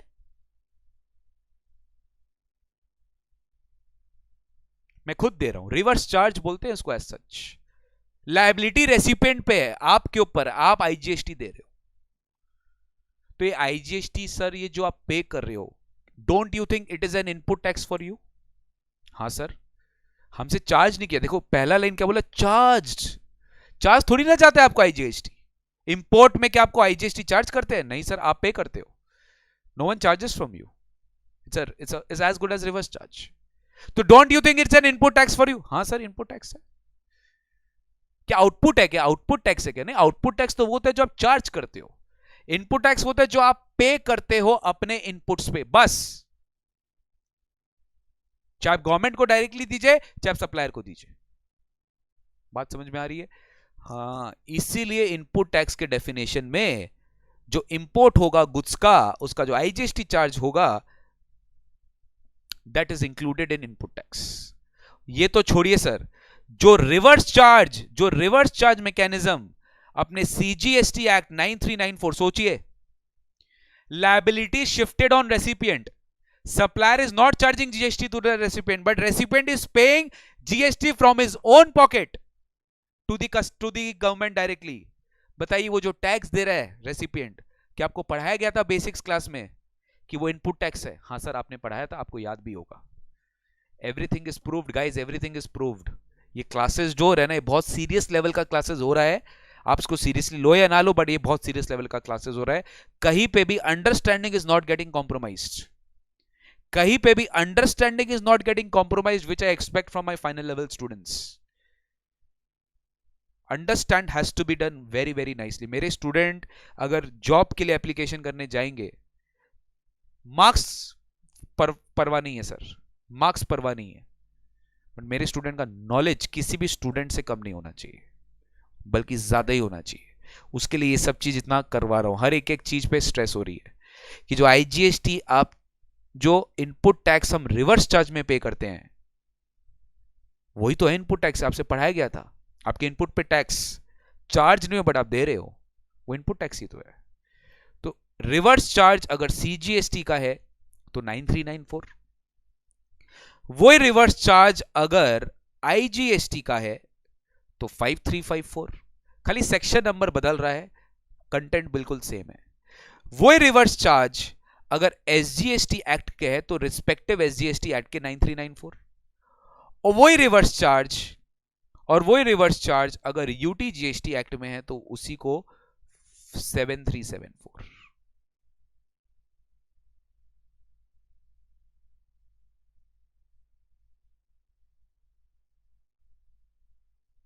वही reverse charge. In short sir अब समझ में आया कि इनपुट टैक्सेस ही रिवर्स चार्ज टैक्स होता है। रिवर्स चार्ज टैक्स जो अपने पे करते हैं गवर्नमेंट को, लायबिलिटी हमारे अपने इनपुट पे टैक्स, उसको गवर्नमेंट इनपुट टैक्स बोलता है, आउटपुट टैक्स नहीं। ये चीज आपको बेसिक्स क्लास में भी कराया गया था, समझ में आ रहा है क्या बताओ? बेसिक्स क्लास में भी कराया गया था, समझ में आ रहा है क्या बताओ? सर एक बात बताइए, एक इंटरेस्टिंग क्वेश्चन पूछ रहा हूं। एक कंपनी है, वो कॉम्पोजिशन स्कीम में रजिस्टर्ड है और वो एक एबीसी बोल के लिमिटेड है, एबीसी लिमिटेड को सप्लाई कर रहा है। क्या ये टैक्स चार्ज करेगा? क्या कॉम्पोजिशन वाला बंदा टैक्स चार्ज करता है? इतना तो पता होगा, इंटर लेवल पे पढ़े अपने। सर कॉम्पोजिशन वाला टैक्स कभी चार्ज नहीं करता, कॉम्पोजिशन वाला टैक्स चार्ज ही नहीं कर सकता। तो बताइए ये जो एबीसी लिमिटेड है, क्या इसको कोई आईटीसी मिलेगा? कि इसके लिए कोई इनपुट टैक्स है? कि इसके लिए कोई इनपुट टैक्स है? जब टैक्स चार्ज ही नहीं किया तो क्या इनपुट टैक्स? तो देखो लिखा है, input tax does not include tax paid under composition scheme. जो कॉम्पोजिशन सप्लायर है उनसे आप जो सप्लाई रिसीव कर, उसमें तो टैक्स चार्ज ही नहीं है। तो जो टैक्स चार्ज है तो इनपुट टैक्स क्या चीज का? और कॉम्पोजिशन स्कीम का दूर दूर तक आईटीसी के साथ कोई रेस्ट्रिक्शन नहीं है, ध्यान रखिएगा, आगे जाके पढ़ा जाएगा। कॉम्पोजिशन स्कीम का दूर दूर तक आईटीसी से कनेक्शन नहीं है, आपको ध्यान रखिएगा, आपको आगे पढ़ाया जाएगा, please do not forget it. Composition scheme वाले का दूर दूर तक आईटीसी से कनेक्शन नहीं है, इतना ध्यान रखिए। They can't even charge GST, they can't even claim ITC, they can't do anything guys, they can't do anything. तो इनपुट टैक्स का मतलब आपको समझ में आया, यानी रिवर्स चार्ज जो अपने टैक्स देते हैं वो भी इनपुट टैक्स होता है। इतना क्लियर हो गया आपको, इतना क्लियर हो गया आपको। अब देखो, अगर इनपुट टैक्स क्लियर हो गया तो अब आपको इनपुट टैक्स क्रेडिट भी क्लियर हो जाएगा। इतना सिंपल डेफिनेशन है। Input tax credit means credit of input tax. Input tax credit means credit of input tax.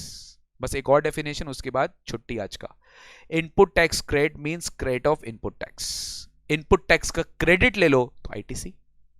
Sir input tax आपने समझाया, सर आउटपुट टैक्स भी समझा दो। बस आप बोले और हम नहीं समझाए, ऐसा पॉसिबल ही नहीं है। आउटपुट टैक्स सिंपल सिंपल रखते हैं। हमने आपको सप्लाई किया, आपसे टैक्स चार्ज किया, वो हमारा आउटपुट टैक्स है। हमने आपको सप्लाई किया, आपसे टैक्स चार्ज किया, वो हमारा आउटपुट टैक्स है। Forward charge, I have supplied you, I have charge you tax. हमने किया ना आपको सप्लाई, सर्विस दे रहे हैं ना आपको, कोचिंग सर्विसेज दे रहे हैं ना, आपसे जीएसटी कलेक्ट किया हम लोग ने, पता है आपको, वो आउटपुट टैक्स है हमारे लिए। और आपके लिए क्या है? Input tax. आपके लिए क्या है? Input tax. आपसे चार्ज किया गया, आप उसका क्रेडिट नहीं ले सकते क्योंकि आप कस्टमर है, आप जीएसटी में रजिस्टर्ड नहीं है। वरना आप अगर मान लो, अगर आपने, अच्छा ये भी आपको बताते, तो अगर टैक्स प्लानिंग चाहिए सुन लो, टैक्स प्लानिंग। अगर आपके फादर जीएसटी में रजिस्टर्ड है, आपके फादर बिजनेस कर रहे हैं, या कहीं पे भी आपके घर में कोई जीएसटी नंबर है, तो आपको पता है हम जो जीएसटी आपसे चार्ज किया उसका क्रेडिट आप ले सकते हैं। लेकिन आप रजिस्टर्ड पर्सन की तरह उसको क्लेम करना, आप रजिस्टर्ड नहीं हो, आप कंज्यूमर, आप डायरेक्ट अपने नाम पे अगर क्लासेस लिए हो तो आपको क्रेडिट नहीं मिलेगा।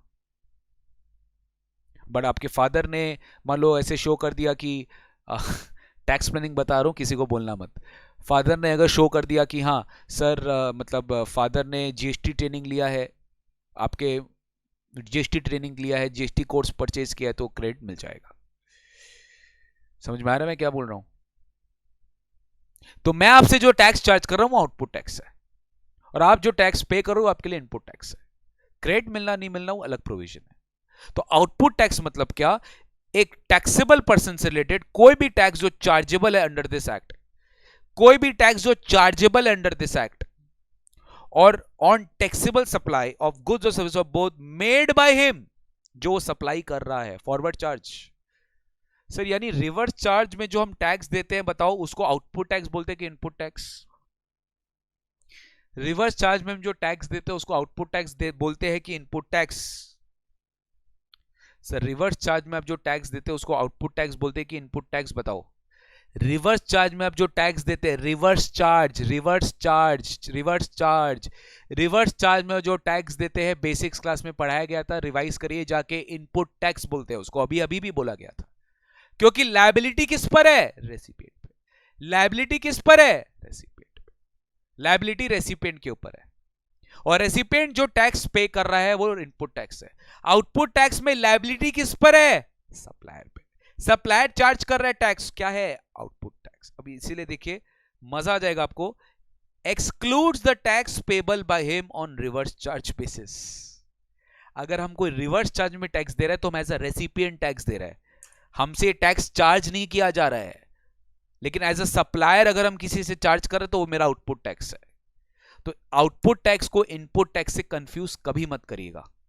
इनपुट टैक्स होता है जो टैक्स आप खुद पे कर रहे हो गवर्नमेंट को, चाहे रिवर्स चार्ज में दो या फिर आपसे चार्ज किया जा रहा है, वो आपका इनपुट टैक्स है। आउटपुट टैक्स है जो आपसे चार्ज कर रहे हैं, जो आपसे कलेक्ट करके गवर्नमेंट को दे रहे हैं, लेकिन आप जो रिवर्स चार्ज में दे रहे हो वो आपका आउटपुट टैक्स नहीं है। ये जो है ना, इसका एक बहुत ही इंपॉर्टेंट मैं एक नोट लिखवाने वाला हूं यहां पे, ठीक है? आपके पास कॉपी नहीं है, बुक नहीं है, कोई दिक्कत नहीं है, आपको जो पीडीएफ है ये हम शेयर कर देंगे। अगर आपके पास कॉपी नहीं है, आप टेंशन मत लो यार, ये जो पीडीएफ मैं नोट्स कर रहा हूं ना, ये आपको हम शेयर कर देंगे ईमेल में, आपकी ईमेल आईडी में चला जाएगा। अगर आपके पास बुक नहीं है, आप टेंशन मत लो, आप खाली सुनो मेरा बात यार, लिखा हुआ चीज सब मिल जाएगा आपको, जो भी मैं मार्क करा रहा हूं, एवरीथिंग फर्स्ट क्लास से लेके अभी तक जो भी हुआ है, everything will be given to you over email, tension मत लीजिए। लेकिन मेरा क्लास ठीक से सुनिए, वो इंपॉर्टेंट है, समझ गए? हाँ, मैं एक चीज लिखवा देता हूं यहां पर, आपको लिखने की दरकार नहीं है।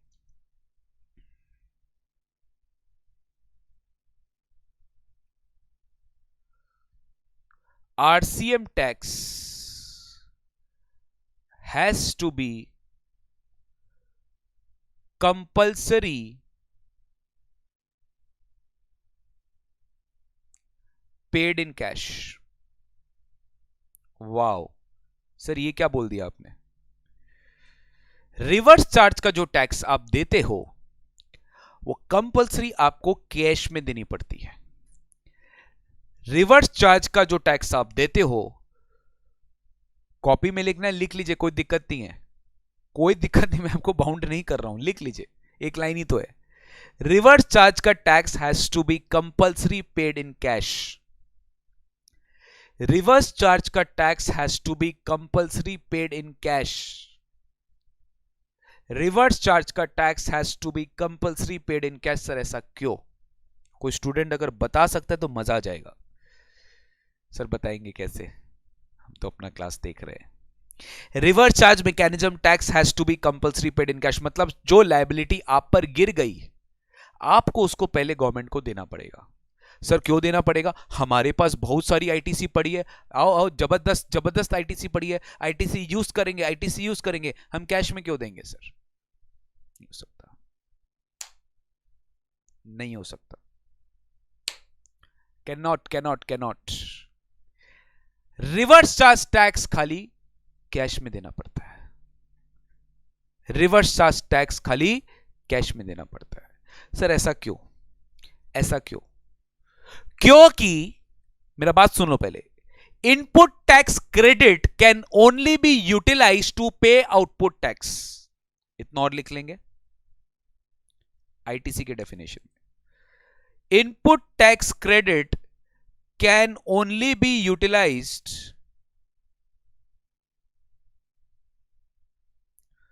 To pay output tax.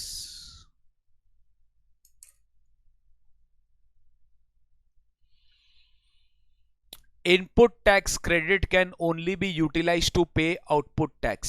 सोचिएगा थोड़ा, हमने जो टैक्स अपने कस्टमर से चार्ज किया, उसको चार्ज किया हमने, हमारे पास क्रेडिट है, क्रेडिट को हम यूज कर सकते हैं टू पे आउटपुट टैक्स।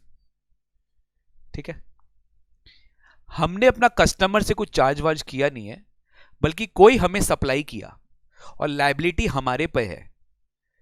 तो गाइज ये टैक्स क्या है? हमारा इनपुट टैक्स ही तो है जो हम टैक्स देंगे गवर्नमेंट को। क्या इस इनपुट टैक्स को पे करने के लिए आप अपना आईटीसी यूज कर सकते हो? नहीं। इनपुट टैक्स को पे करने के लिए इनपुट टैक्स क्रेडिट नहीं यूज हो सकता है। खाली आउटपुट टैक्स को जो आप चार्ज किए अपने कस्टमर से, उसी को आप पे कर सकते हो यूजिंग आईटीसी। और इसी वजह से आउटपुट टैक्स के डेफिनेशन में जो रिवर्स चार्ज की टैक्सेस है उसको हटाई गई है, कि आप जो चार्ज कर रहे हो वही आपका आउटपुट टैक्स है, खाली उसी को पे करने के लिए आईटीसी यूज कर सकते हो। लेकिन खुद से जो आप रिवर्स चार्ज में टैक्स पे कर रहे हो, खुद से आप जो रिवर्स चार्ज में टैक्स पे करो, तो इनपुट टैक्स के डेफिनेशन में आ रहा है और आउटपुट टैक्स के डेफिनेशन से बाहर जा रहा है। और आउटपुट टैक्स के डेफिनेशन से बाहर जा रहा है क्योंकि रिवर्स चार्ज का टैक्स आउटपुट टैक्स नहीं है, वो आपका इनपुट टैक्स है। तो इनपुट टैक्स आप पे करोगे पहले, उसके लिए आप क्रेडिट यूज नहीं कर सकते। सर इसका मतलब इनपुट रिवर्स चार्ज का टैक्स का क्रेडिट नहीं मिलता है? मैंने ये नहीं बोला, please do not get me wrong. मैं बोला रिवर्स चार्ज का टैक्स जो है वो आपको पे करना पड़ेगा कैश में, हाँ, पेमेंट के बाद आप उसका क्रेडिट ले सकते हो। लेकिन अगर आप सोचेंगे कि मेरे पास रिवर्स चार्ज का टैक्स इतना है, जैसे मान लो एग्जांपल मैं एग्जांपल आपको दे रहा हूं गाइस, ठीक है, मैं आपको एक छोटा सा एग्जांपल दे रहा हूं, लिखना मत प्लीज। आपका आउटपुट टैक्स है 100 रुपीज, आपका रिवर्स चार्ज में टैक्स है, ध्यान रखिएगा, आपका रिवर्स चार्ज में टैक्स है 20 रुपीज, और आपका आईटीसी है 80 रुपीज। अब मैं आपको बताऊं क्या करना है, खाली सुन लो मेरा बात, लिखना कुछ नहीं है। 100 रुपया का जो आउटपुट टैक्स है उसके अगेंस्ट में तो 80 रुपया का क्लेम कर लो। 100 रुपया का जो आउटपुट टैक्स है उसके अगेंस्ट में 80 रुपया का क्रेडिट क्लेम कर लो। बचा कितना? 20। अभी बचा कितना? ये तो आउटपुट टैक्स है। अब इनपुट टैक्स के बारे में भी डिस्कस कर लो भाई। इनपुट टैक्स क्या हो गया? ये रिवर्स चार्ज वाला टैक्स आपका इनपुट टैक्स है।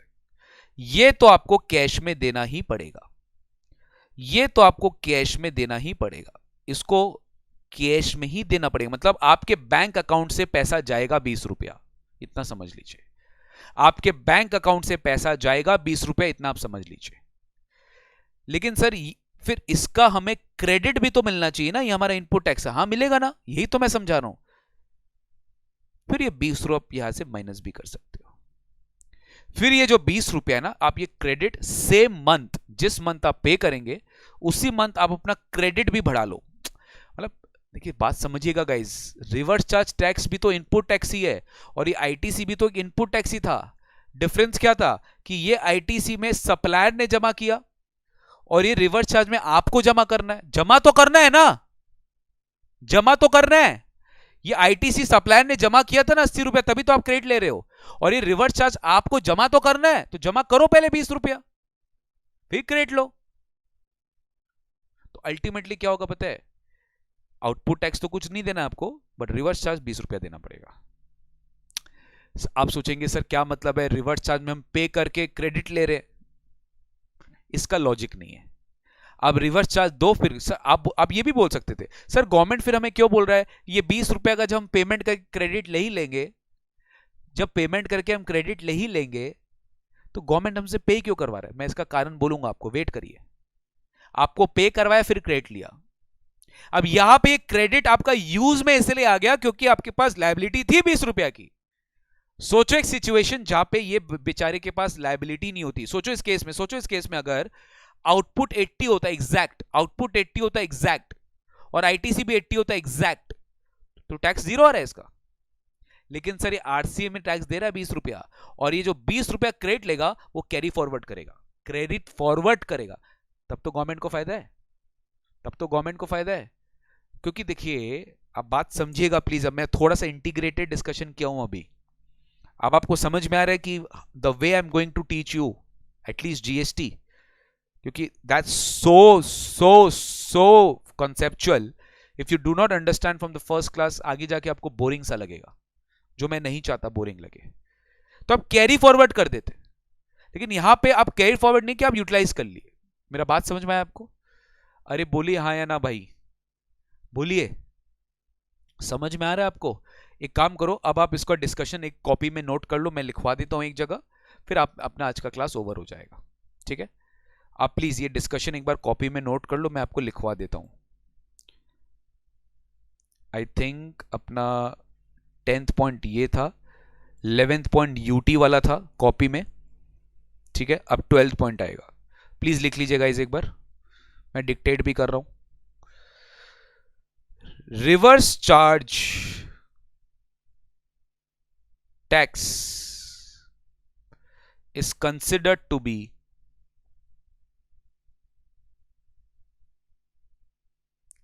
input tax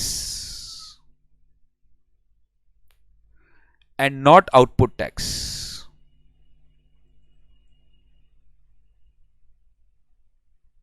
output tax consider नहीं कर सकते आप, बस खत्म।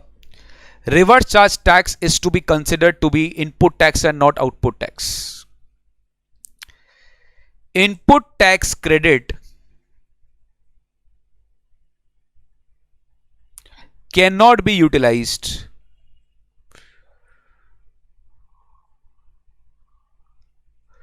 to pay RCM tax. RCM मतलब रिवर्स चार्ज मैकेनिज्म वाला tax.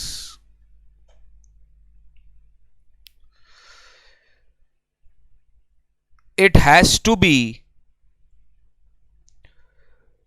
paid in cash first।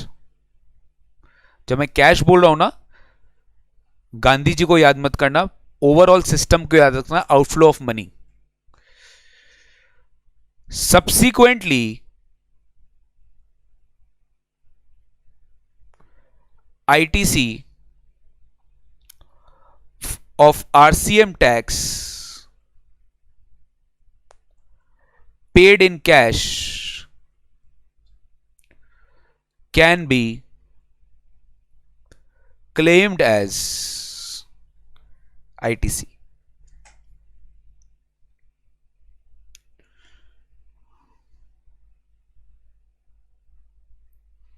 Can be claimed as ITC। इसको आप ITC के लिए क्लेम कर सकते हैं, या एग्जाम्पल लिखेंगे।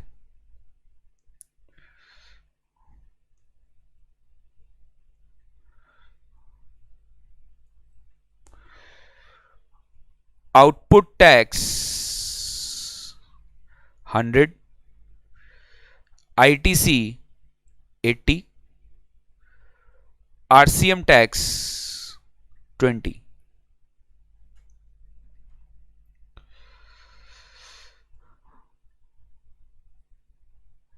तो आउटपुट टैक्स 100 लेस इनपुट, इसी के साथ यूज करोगे,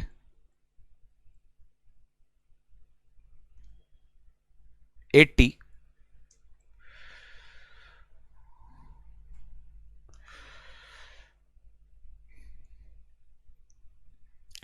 RCM tax to be paid in cash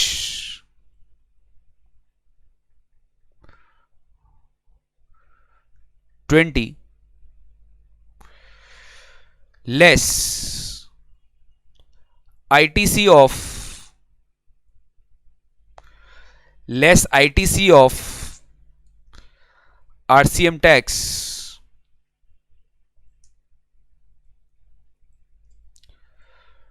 total GST payable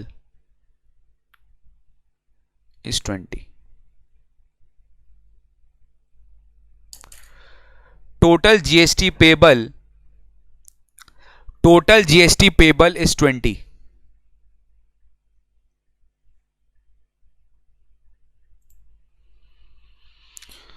total GST payable is 20।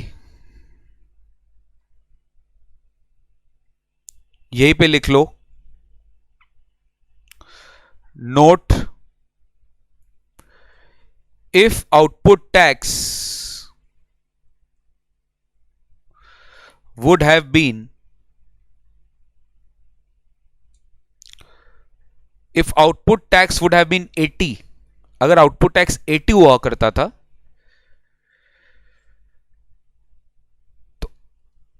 तो फिर RCM tax of ₹20 ITC can be claimed but carry forward. फिर आपको अगले मंथ कैरी फॉरवर्ड करना पड़ता, पर क्लेम आप सेम मंथ कर सकते हो, ध्यान रखिएगा। ऐसा नहीं है कि सर आरसीएम इस मंथ पे किया अगले मंथ उसको क्लेम ना, सेम मंथ क्लेम कर सकते हैं, सेम मंथ क्लेम कर सकते हैं। ठीक है, तो कॉपी कर लिया फटाफट। आज का क्लास यही गाइस समाप्त करते हैं, आज का क्लास यही समाप्त करते हैं, आज का क्लास यही ओवर होता है आपका। चार्ज ऑफ जीएसटी का पहला क्लास जिसमें डेफिनेशन हम लोग ने किया। नेक्स्ट क्लास से अपने 9192 basically charge of GST is nothing but section 9 जो आपको ऑलरेडी बेसिक्स क्लास में कवर करा दिया, बट यस रिवर्स चार्ज अपना सबसे इंपॉर्टेंट टॉपिक होने वाले आने वाले क्लास में, क्योंकि कौन कौन से सर्विसेज में रिवर्स चार्ज लगता है, कौन कौन से गुड्स पे रिवर्स चार्ज लगता है, इससे एग्जामिनेशन में क्वेश्चन आता है। तो वो आपको याद रखना पड़ेगा कि कौन से सर्विसेज के नेचर हैं जिसमें आपको रिवर्स चार्ज जीएसटी में देना पड़ेगा, तो वो अपने याद रखेंगे। ठीक है, तो बस आज के लिए अपना कंसेप्चुअल डिस्कशन यही ओवर होता है। ठीक है, आज का अपना जो चार्ज ऑफ जीएसटी का क्लास है वो अपने यहीं पे ओवर कर रहे हैं गाइस। ठीक है ना, okay, thank you so much, see you very soon in the next class.